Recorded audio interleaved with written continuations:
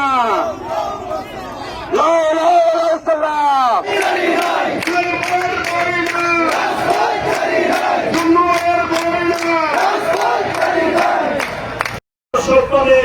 আমরা এই ব্লকেট কর্মসূচি 2 ঘন্টার জন্য আজকে করেছি। যদি প্রয়োজন পড়ে তাহলে এই ব্লকেট কর্মসূচিকে ভাই চালিয়ে যাব। উপস্থিত বন্ধুরা, আমরা তাহলে আপনাদের অনুরোধ ক্রমে আপনাদের কথা মতে ভবিষ্যতে আগামী কয়েকদিনের মধ্যে আমাদের প্রিয় নেতা তারেক রহমান বলেছেন এই বিষয়গুলো নিয়ে বিবেচনায় আসবে।